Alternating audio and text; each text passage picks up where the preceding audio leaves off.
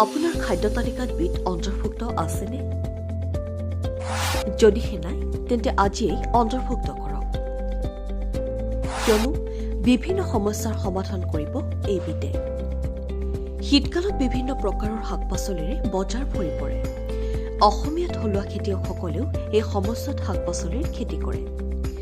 বজাৰত যদিও বিভিন্ন প্ৰকাৰৰ শাক পাচলি উপলব্ধ হয়, তথাপিও পুষ্টিৰ অনুসৰি আৰু স্বাস্থ্যৰ ওপৰত নিৰ্ভৰ কৰি খাদ্যৰ তালিকাত শাক পাচলি ৰাখিব লাগে। সেয়েহে এই ক্ষেত্ৰত আপুনি জানিব লাগিব যে কোনবিধ পাচলিৰ কি কি উপকাৰী গুণ আছে। পাচলিৰ উপকাৰী গুণ জানিলে আপুনি স্বাস্থ্যৰ অৱস্থাৰ ওপৰত ভিত্তি কৰি আপুনিও খাদ্যৰ তালিকাত পাচলি অন্তৰ্ভুক্ত কৰিব।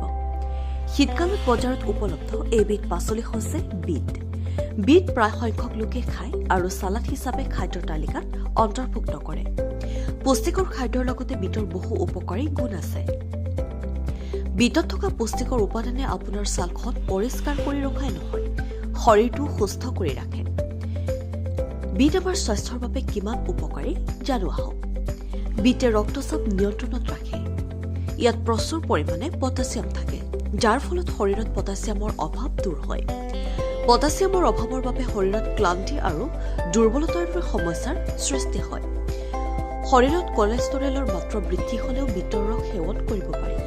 কলেষ্টৰল নিয়ন্ত্ৰণত ৰাখিবলৈ বিটৰ ৰস অধিক উপকাৰী।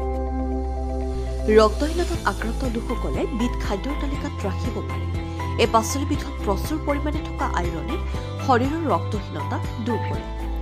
মধুমেহ ৰোগৰ সমস্যাৰ বাবেও বিটৰ ৰস খাব পাৰি। লগতে বিটত থকা বিটাইনে যকৃতৰ লগত জড়িত ৰোগ প্ৰতিৰোধ কৰে। গৱেষকৰ মতে বিটত বেটালাইন থাকে। ইয়াৰ কাৰণে ইয়াৰ ৰং ৰঙা হয়, যিয়ে কেঞ্চাৰৰ সম্ভাৱনা দূৰ কৰে। বিটত ফছফৰাছ থাকে, যিয়ে চুলি বৃদ্ধিত সহায় কৰে। ইয়াৰ দ্বাৰা চুলিৰ সমস্যাও দূৰ হয়। বিটত থকা আহবোৰে আপোনাৰ পেট পৰিষ্কাৰ কৰি ৰাখে আৰু ই আপোনাৰ ৰোগ প্ৰতিৰোধ ক্ষমতাও বৃদ্ধি কৰে। News desk report, NDTV।